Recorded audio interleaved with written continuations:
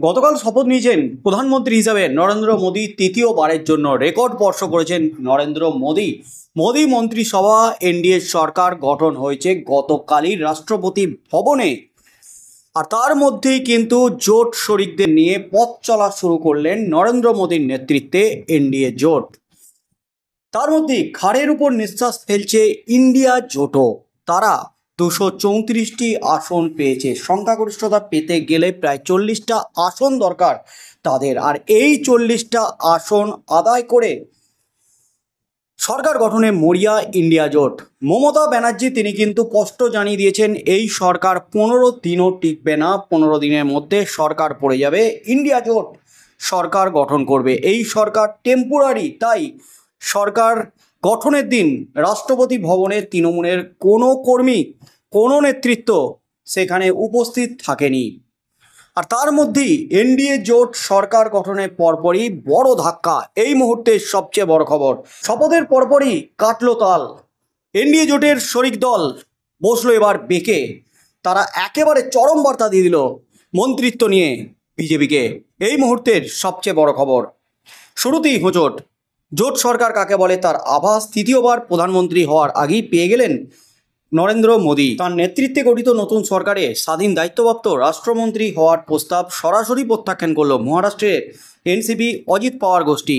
প্রকাশ্যে জানিয়ে দিল পূর্ণ মন্ত্রক চাই, নয়তো মন্ত্রিসভায় যোগ দেব না। শনিবার রাতে এনসিপি অজিত পাওয়ার গোষ্ঠীর নেতা প্রফুল্ল প্যাটেলকে বিজেপির পক্ষ থেকে ফোন করে জানানো হয় আপনাকে মন্ত্রিসভায় রাখা হচ্ছে। কিন্তু যখনই তিনি জানতে পারেন যে সেটা স্বাধীন দায়িত্বপ্রাপ্ত রাষ্ট্রমন্ত্রীর পদ, তখনই বেঁকে বসেন। সঙ্গে সঙ্গে অজিতকে বিষয়টি জানান প্রফুল্ল। প্রবল ক্ষুব্ধ হন অজিত। তারপরই পাল্টা ফোন করে বিজেপির শীর্ষ নেতৃত্বকে জানিয়ে দেয় আমাদের এমপিকে পূর্ণমন্ত্রী করতে হবে, তা না হলে জোট সরকারে আমরা থাকবো না, মন্ত্রিসভায় থাকবো না। প্রফুল্ল প্যাটেল এর আগে কেন্দ্রীয় সরকারে পূর্ণমন্ত্রী হিসাবে গুরুত্বপূর্ণ দায়িত্বে ছিলেন, তাই তার পক্ষে এই অসম্মান মেনে নেওয়া যাবে না। অজিত পাওয়ারের এনসিপি এবার লোকসভা ভোটে মাত্র একটি আসনে জয়ী হয়েছে। তা সত্ত্বেও তিনি যে এরকম দর কষাকষি করতে পারেন সেটা অবিশ্বাস্য ঠেকেছে মোদি বা অমিত শাহের কাছে। আবারও অজিত পাওয়ার এবং প্রফুল্ল প্যাটেলকে ফোন করে আপাতত রাষ্ট্রমন্ত্রীর দায়িত্ব গ্রহণের অনুরোধ করা হয়। কিন্তু অনড় ও অসম্মানিত অজিত পাওয়ার জানিয়ে দেন দরকারে 2-3 মাস আমরা অপেক্ষা করব, আর কয়েক মাসের মধ্যেই আমাদের আরও 3 জন রাজ্যসভার সদস্য নির্বাচিত হবেন। মোট এমপি সংখ্যা হবে 4। সুতরাং 4 জন এমপি বিশিষ্ট দলকে একমাত্র রাষ্ট্রমন্ত্রীর পদ দেওয়া কোনো মতেই মেনে নেওয়া যায় না। অমিত শাহ, জগৎ প্রকাশ নাড্ডা অবশ্য বিষয়টি ভেবে দেখার কথা আপাতত জানিয়ে বিষয়টিকে ধামাচাপা দিয়েছেন। চলতি বছরের শেষে মহারাষ্ট্রে বিধানসভার ভোট, তার আগে লোকসভা নির্বাচনে এনসিপি ভেঙে বেরিয়ে এসে মুখ থুবড়ে পড়েছে অজিত পাওয়ারের দল। ইতিমধ্যেই তাদের একাধিক বিধায়ক শরদ পাওয়ারের সঙ্গে যোগাযোগ করছেন বলে খবর।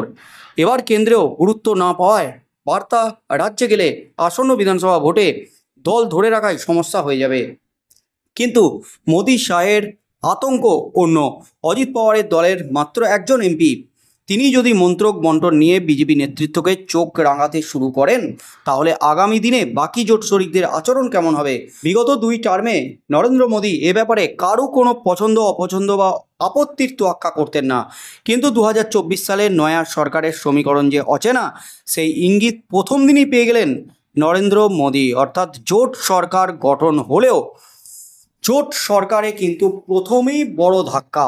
অজিত পাওয়ারের এনসিপি রাষ্ট্রমন্ত্রী নয়, পূর্ণমন্ত্রী চাই, এমনই কিন্তু জানিয়ে দিলেন। কারণ প্রফুল্ল প্যাটেল আগে পূর্ণমন্ত্রীর গুরুত্বপূর্ণ দায়িত্ব সামলেছেন। একজন এমপি নিয়ে এই দাবি রাখছেন অজিত পাওয়ার। তাহলে বাকি জোট শরিকরা কি করবে সেই ভেবেই কিন্তু চিন্তায় পড়ে গেছে, ঘুম উড়েছে বিজেপির। তবে গতকাল তৃতীয়বারের জন্য সরকার গঠন হলো। সরকার গঠনের পরপরই কিন্তু বড়সড় পদক্ষেপ নিয়েছেন। কোটি কোটি টাকা ঘোষণা করেছেন, মঞ্জুর করেছেন প্রধানমন্ত্রী নরেন্দ্র মোদী। বাংলা থেকেও শান্তনু ঠাকুর এবং সুকান্ত মজুমদারকে মন্ত্রী করা হয়েছে, তবে প্রতিমন্ত্রী হয়েছেন বাংলা থেকে। সেই নিয়েও কিন্তু বাংলায় তৃণমূল নেতৃত্ব ফোঁস করে উঠেছে। বাংলাকে বারবার বঞ্চনা করছে, বাংলা থেকে পূর্ণমন্ত্রী না দিয়ে প্রতিবার প্রতিমন্ত্রী দিচ্ছে, এমনই কিন্তু দাবি করেছে তৃণমূল নেতৃত্ব। তার সাথে সাথে মুখ্যমন্ত্রী মমতা ব্যানার্জি যে দাবি করেছেন যে এই সরকার 15 দিনও টিকবে না, এটা টেম্পোরারি সরকার, একাধিক বিস্ফোরক অভিযোগ করেছেন। হেরে গোহারা হয়েছে নরেন্দ্র মোদীর, ক্ষমতা ছেড়ে দেওয়া দরকার, ইস্তফা দেওয়া দরকার, এমনই কিন্তু বিস্ফোরক দাবি করেছেন। ইন্ডিয়া জোটই সরকার গঠন করবে, যেখানে বিজেপি 240টা আসন পেয়েছে, তৃণমূল কংগ্রেস 29টা আসন পেয়েছে, কংগ্রেস পেয়েছে 99টা আসন, যেখানে ভারতবর্ষের মধ্যে সব দলের মধ্যে সংখ্যাগরিষ্ঠ বিজেপি কিন্তু সব থেকে বেশি আসন পেয়েছে। অর্থাৎ সরকার গঠনের দাবিদার কিন্তু তারাই, তাদের সাথে এনডিএ জোট একক সংখ্যাগরিষ্ঠতা লাভ করেছে। কিন্তু তার সত্ত্বেও মমতা ব্যানার্জি কিন্তু বিস্ফোরক দাবি করে গোটা দেশের রাজনীতিতে একেবারে শোরগোল ফেলে দিয়েছেন। এই সরকার 15 দিনও টিকবে না, ইন্ডিয়া জোট সরকার গঠন করবে খুব শীঘ্রই।